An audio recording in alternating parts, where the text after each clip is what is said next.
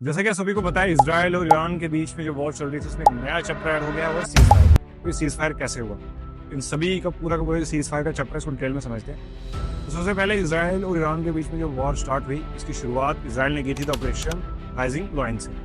Operation इसलिए launch किया गया था ताकि जो ईरान न्यूक्लियर वेपन्स वगैरह बना रहा है, जो ईरान का न्यूक्लियर प्रोग्राम है, उसको खत्म किया जाए। क्योंकि जो ईरान है वो इजराइल को अपना सबसे कट्टर, जिसको बोलते हैं शत्रु, वो मानता है। अकॉर्डिंग टू ईरान, इजराइल एक देश ही नहीं है, क्योंकि 1979 के बाद जब वहाँ पे इस्लामिक रेवोल्यूशन हुआ, उसके बाद ईरान ने ये मानने से मना कर दिया कि इजराइल एक देश है। तब से इन दोनों के बीच में एक दुश्मनी की दरार पड़ गई है और ये न्यूक्लियर वेपन्स डेवलप कर रहे हैं ताकि कल को ये जो इजराइल है इसके साथ मुकाबला कर सकें या इसके ऊपर अपना डोमिनेंस बना सकें एक प्रकार से।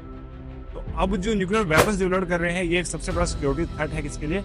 इजराइल के लिए। तो इजराइल इस थ्रेट को मिटाने के लिए ही इजराइल ने क्या किया था, ऑपरेशन राइजिंग लॉयन जो है वो शुरू किया था ईरान के ऊपर। अब इसका रिजल्ट क्या निकल कर आया? हमको ये रिजल्ट देखने को मिलता है कि ईरान की जो न्यूक्लियर साइट्स हैं उनको खत्म करने के लिए अमेरिका तक बीच में पहुंच जाता है, अपना B-2 बॉम्बर लेके ईरान के ऊपर स्ट्राइक्स कर देता है और उसकी जितनी भी न्यूक्लियर साइट्स हैं अकॉर्डिंग टू USA वो डिस्ट्रॉय कर देता है। अगर हम ईरानियन सोर्सेज की माने तो उनका कहना है कि बहुत सारी जो साइट्स हैं वो बच गई, उन्हें इतना ज़्यादा नुकसान नहीं हुआ है। पहले से ही जो इनरिच यूरेनियम था उसे कहीं और शिफ्ट कर दिया गया था। बट अगर हम इजराइल की और USA की माने, इजराइल का कहना है कि डैमेज तो हुआ है, नुकसान तो हुआ है, बट अभी भी कंप्लीटली खत्म नहीं हुआ। USA की माने, डोनाल्ड ट्रंप की माने, तो उनका कहना है टोटली खत्म हो चुका है। अब इसके बाद एक इम्पोर्टेंट रोल आता है ट्रंप का सीज फायर में। तो कल रात को दोहा में एयर बेस है USA का, कल उसी एयर बेस, उसके ऊपर जो एयर स्ट्राइक है वो कर देता है कौन? मिसाइल से स्ट्राइक कर देता है कौन? ईरान।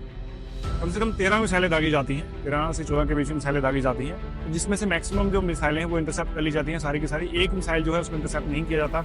इसके पीछे ट्रंप रीजन बताते हैं कि वो एक रेगिस्तान वाले एरिया में जा रही थी, तो हमने उसको जाने दिया क्योंकि वहाँ पे कोई रहता नहीं था, इससे हमने उसको इंटरसेप्ट ही नहीं किया। अब जो कतर की गवर्नमेंट है वो भी ऑफिशियली आके इस अटैक को क्रिटिसाइज वगैरह करती है। बट एक जानने लायक बात यह है कि ट्रंप का एक ट्वीट आता है और उस ट्वीट में ये बताया जाता है कि वो थैंक्स कर रहे होते हैं ईरान को। इसलिए वो कहते हैं कि थैंक्स ईरान कि आपने हमको पहले से ये बता दिया कि आप हमारे एयरबेस के ऊपर अटैक करने वाले हो, जिस वजह से वहाँ पे किसी भी अमेरिकन सोल्जर की या किसी भी कतर के जो सोल्जर की कोई कैजुअलिटी नहीं हुई।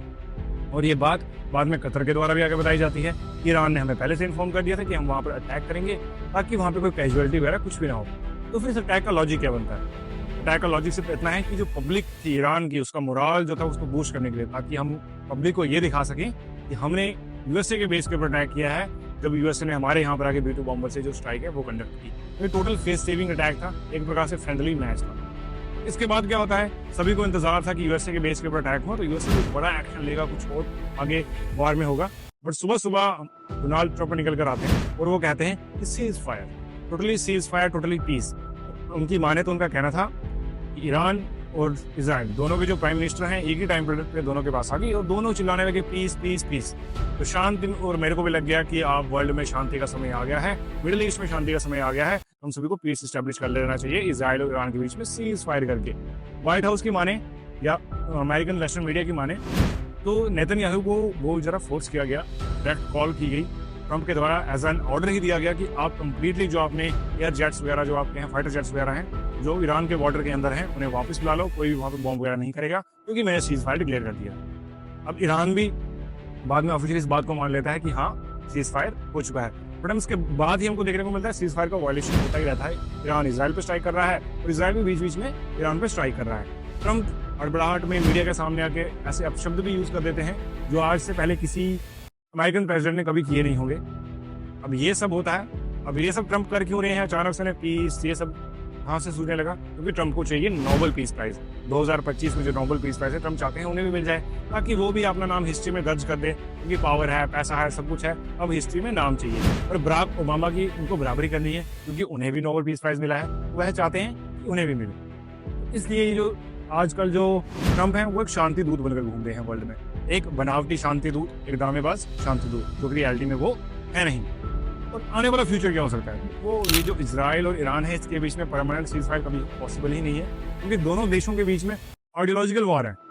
दोनों देश एक दूसरे का अस्तित्व को ही नहीं चाहते। यहाँ तक कि ईरान जो है, ईरान तो ये चाहता ही नहीं कि इजराइल नाम का देश हो, उसको देश ही नहीं मानता। In the other hand Israel ये चाहता है कि जो अभी करंट गवर्नमेंट है ईरान के अंदर उसको चेंज ही कर दिया जाए, रिजीम चेंज कर दी जाए टोटली, जैसे 1979 से पहले था। वैसा ही वहाँ पे दोबारा इस्टेब्लिश कर दिया जाए, जो प्रो वेस्टर्न गवर्नमेंट हो उसको इस्टेब्लिश कर दिया जाए, ताकि इसराइल की सिक्योरिटी को कोई थ्रेट ना रहे। यूएसए और इसराइल दोनों ने ड्यूरिंग दिस वॉर बहुत बार कहा था कि उनका अल्टीमेट एम यही है कि वहाँ पे रेजिम चेंज करना और न्यूक्लियर वेपन्स को डिस्ट्रॉय करना। अब न्यूक्लियर वेपन्स के लिए माने तो डिस्ट्रॉय उनकी बहुत सारी साइट्स कर दी गई हैं, बट ईरानियन सोर्सेज की, रशियन सोर्सेज के माने तो उनका कहना है कि बहुत सारा जो यूरेनियम था उसे बचा लिया गया है, उसे पहले से ही सेफ प्लेस पे भेज दिया गया था, जिससे उसे कोई नुकसान नहीं हुआ है। और थोड़ी ही देर में जो ईरान है वो अपना न्यूक्लियर जो पावर प्लांट है या न्यूक्लियर जो प्रोग्राम है उसको दोबारा जो है वो स्टार्ट कर देगा, उसके ऊपर कोई भी जो इम्पैक्ट है वो नहीं पड़ेगा। इन लॉन्ग टर्म अगर मैं बात करूँ तो ये वॉर कभी खत्म होने वाली नहीं है। लॉन्ग टर्म में हमको दोबारा जो कन्फ्लिक्ट्स वगैरह हैं वो देखने को मिलेंगे। तो मिडिल ईस्ट की कहानी, मिडिल ईस्ट की ये जो सीज फायर की कहानी है वो यहीं पर समाप्त होती है।